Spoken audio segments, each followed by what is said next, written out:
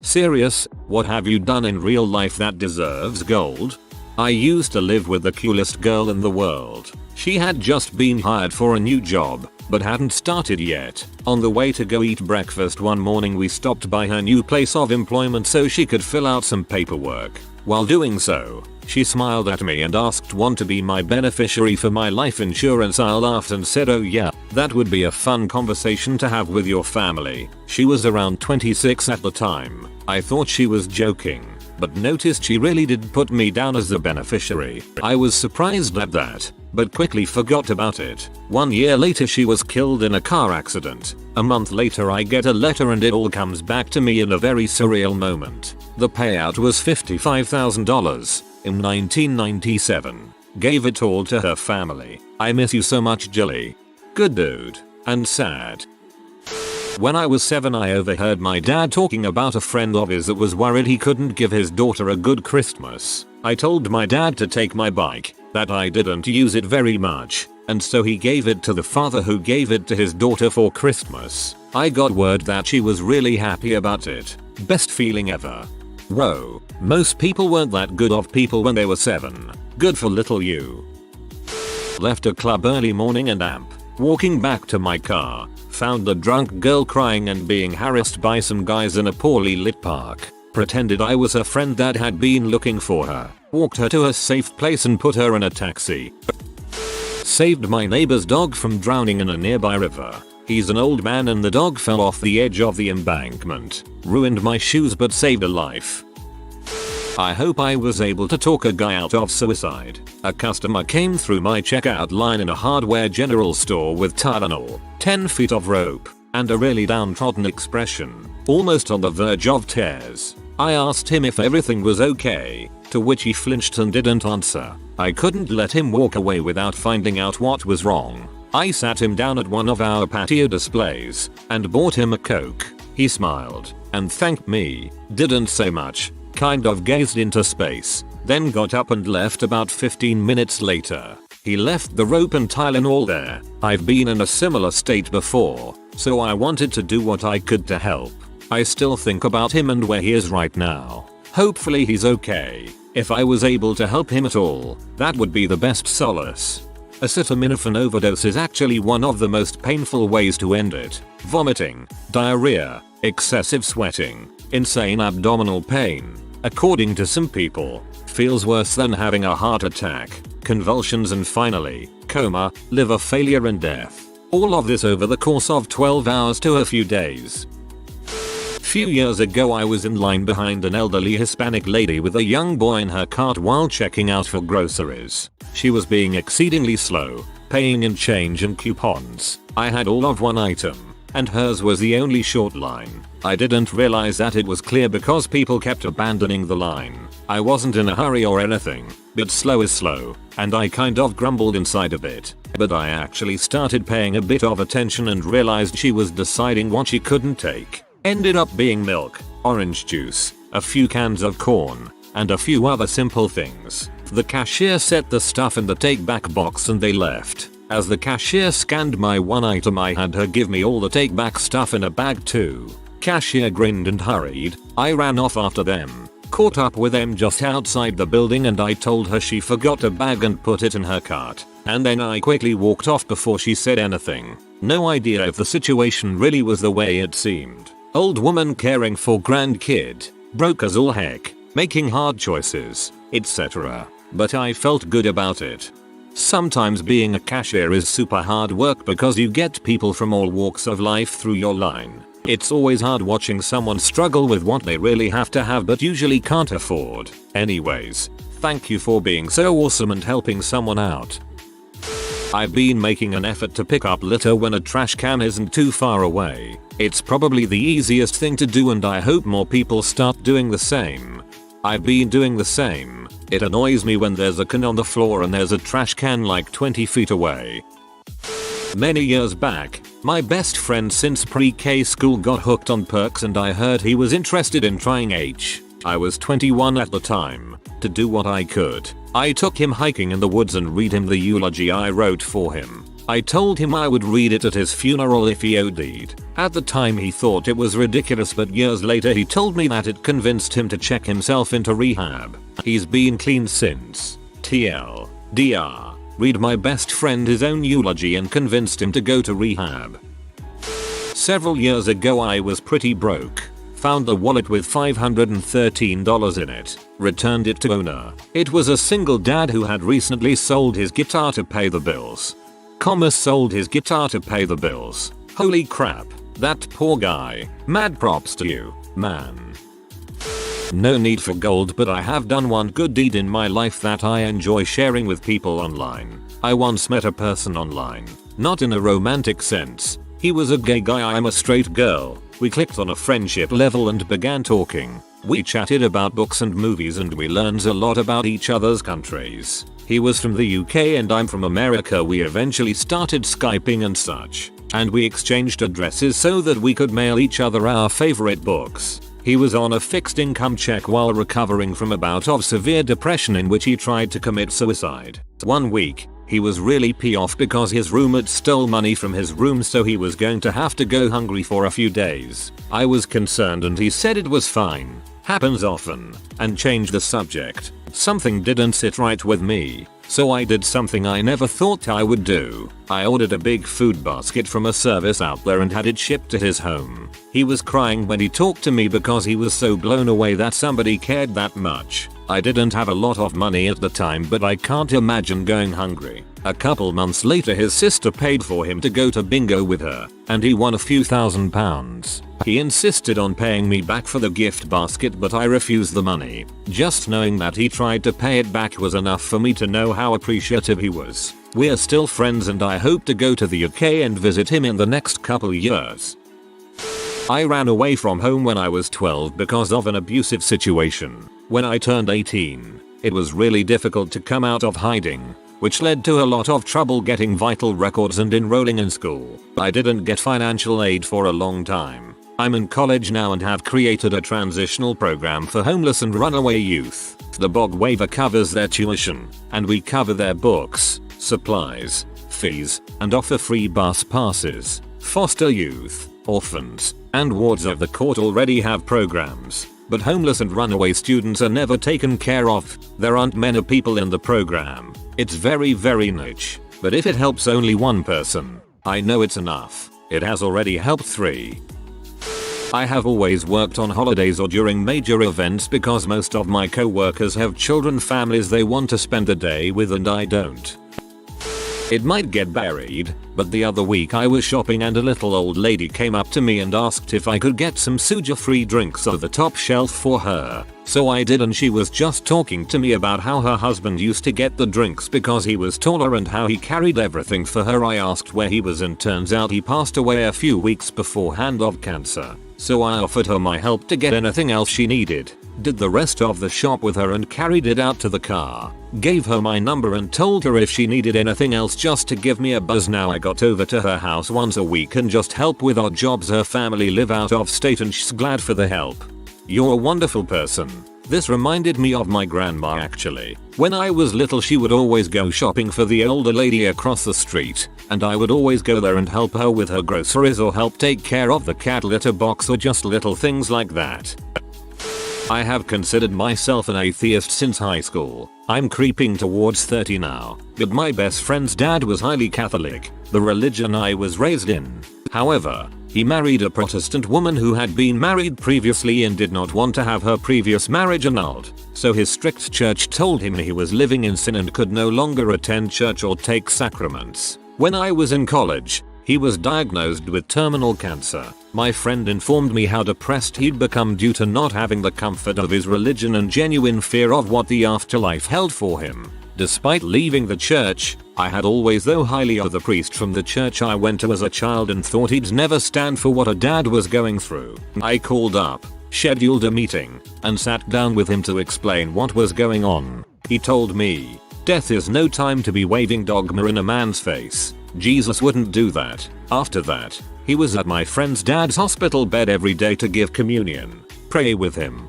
hear confession and give him the anointing of the sick. He said his funeral mass and rosary and he was buried in a Catholic cemetery. Perhaps it's Father Jerry that deserves gold more than I, but it's the thing I've done I'm most proud of.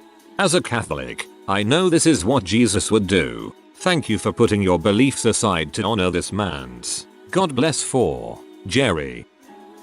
I pushed a girl out of the way of a moving car and got hit. Broke my hand and wrist, but got to know the family of the little girl and they were very nice. Other than that I'm usually a dong, honestly.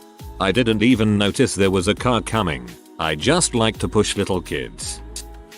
Stood up for a friend. Got beat up. Worth it. Learning to fight is a great skill to have, never should be the first resort, but you need to know how to defend yourself. Take up boxing for a bit. It's really fun doing all the exercises, even if you don't get in the ring. I already commented, but this was about someone else. I was buying about $10 worth of things around Christmas last year. The woman ahead of me paid for my stuff. It wasn't that expensive, but she doesn't know that I just had a baby and was really struggling with money. That simple gesture brightened my day. She deserves gold. Just spent the last part of an hour on the phone for my dad who is really sick and cannot find his insurance card. In the end, which I still can't believe this, apparently on the weekend, it's impossible to get a copy of your ID card without your policy information, which is on the card he can't find. So I spent 45 plus minutes talking to department by department, following links on their homepage, doing all this nonsensical balls to just try and get him a copy of his own card, and would have been unsuccessful had I stopped there. I ended up digging through his week-old garbage, looking for anything from those people, and to much surprise and luck, I found one. I was then able to take that information from this bull's letter, warning us they had been electronically compromised and to check credit reports for fraud, in other words, completely non-health related. To create an online account for him, which finally, I was able to print off a temporary ID card so he can finally go see a freaking doctor. He's been sick since Tuesday, and getting sicker worse every day. Today he can barely breathe, but still insisted he's fine. The truth of the matter is, he can't afford to pay out of pocket to see a doctor. He needs his insurance card. So now I scheduled an appointment with urgent care, taking him up there in an hour. I hate to imagine what would have happened if I hadn't stepped in. This couldn't have waited until after the holiday like they kept saying on the phone over and over I'd have to do. BTW, an emergency room will see you no matter what, and you can take their billing department his proof of insurance next week and it'll be covered. The copay is much higher than an urgent care place, but not dying is not dying. Hey Valesi, thanks for making a happy thread, man. A whole list of good little deeds that people have done, and you made a lot of people happy with the gold on top of it. So seriously, thanks. I stop and help people having trouble with their vehicles on the side of the freeway, and occasionally at drive-thrus I will also buy the people's orders behind me for them without their knowledge or consent. I always want to stop and help, but I'm too nervous to, and plus, I don't know how much help I could offer. The drive-thru thing is so cool and fun, though. I could definitely do that.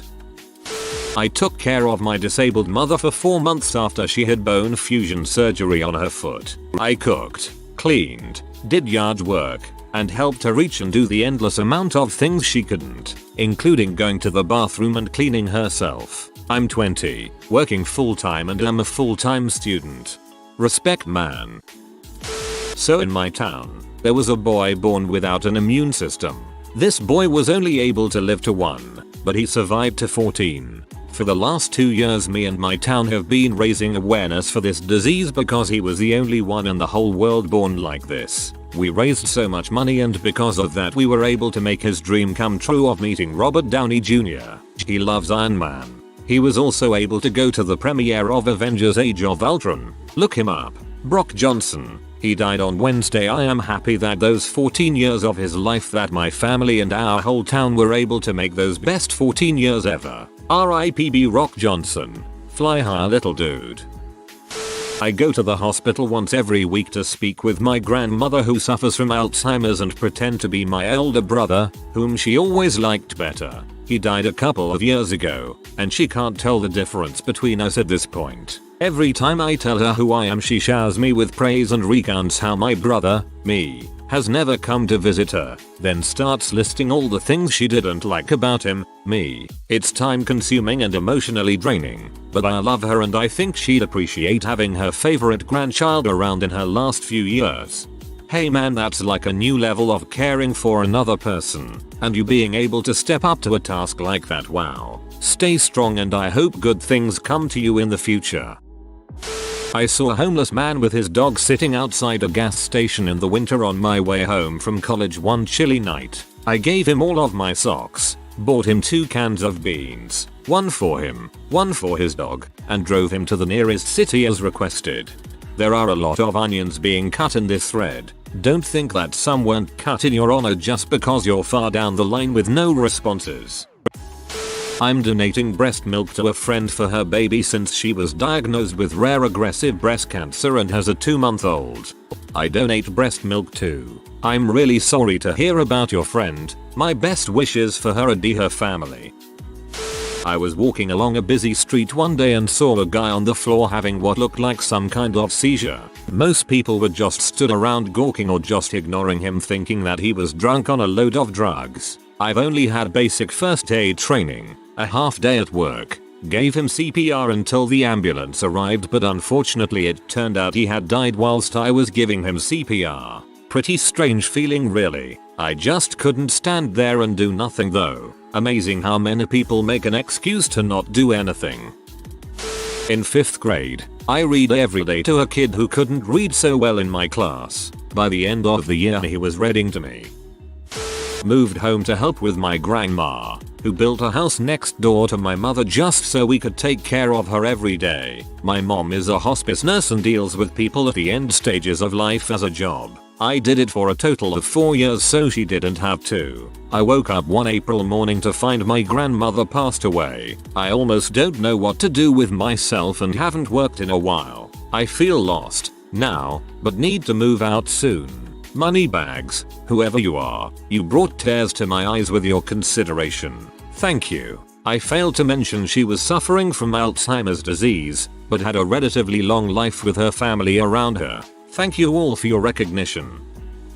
I used to work at Walt Disney World in a park. I'll absolutely never forget my first magical moment. 2 families had come on vacation together, but one was obviously more well off than the other. They had 2 little girls with them and the parents were in our princess store buying some items for them. The poorer family was buying their daughter a really pretty necklace, but the more well-off family was buying the whole shebang for their little girl, a princess dress, crown, shoes and accessories. I was ringing them up when I heard the poorer little girl ask her mom, "Mommy, why can't I be a princess but can I ask them where they were from?" and why the little girl didn't believe she was a princess. She insisted that princesses had to wear dresses. I picked up the phone and called my manager. There's a thing at Disney where everyday managers are able to make magical moments for guests. Most of these are simple things, a fast pass for a ride, a free bottle of water, etc. But my manager was able to get a free princess dress for this little girl.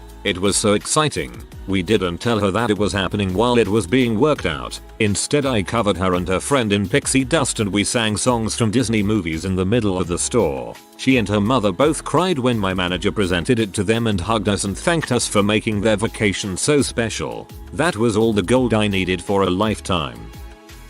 I told off the lady in front of me at 7/11. She was bitching out the cashier about nothing in particular. Something in me snapped. I love this freaking store. I'm sorry you'll see, but you need to leave. After she left, I didn't explain myself to the cashier. He hardly understands English. Anyway, sure he sucks at his job, but goddammit I love 7/11. If I could have a large Slurpee every day of my life until I died, I would die happy diabetic fat man with no regrets in life. I tell myself this every day. I reflexively caught a classmate's pencil pouch before it fell off the desk and spilled his pens and pencils all over the floor. He has like 30 pens and pencils in there. Whoa. Bought a homeless man a sandwich. Made a homeless man around our building muffins. Returned $80 I found on the floor at the grocery store. Lent my friend's parents $3,000 in high school to fix their car. While deployed, I got to know a worker who dreamt of coming to the USA for better work. His co-workers mocked him for this. I gave him my personal contact information and promised him a week's stay at a hotel, work clothes, and myself as a reference for work. I never heard from him though. I think you forgot to pay for the flight. We had a mock robbery at work once. Drill. To see how people handle it. The three of us working didn't know. I am apparently the person who stands up to the robber and makes sure the two people I was working with were behind me and safe. I don't know if he would have harmed me if it was a real robbery, but I would have fought to death to protect people I barely know. I learned a lot about myself that day. Also, always give them the money. It can be replaced. The idea of a mock robbery sounds super dangerous to me. That can't be a good idea. I always try and make people's days better with simple manners. A sincere smile, hello, holding open the door, or just asking how they are. This handicapped guy's wheelchair ran out of juice, so I pushed him home. I felt so bad when people were just driving by him. Took me 3 years, but I finally snapped and got the courage to argue with my dad that I won't get married until I have studied or did a job I liked. Even after him saying that, kids like you make their parents want to die, or threatening to disown me, I felt proud of myself because none of my sisters are brave enough to stand up for themselves. If you are new to the channel, you can subscribe. I publish new videos every day. Until then, check another video.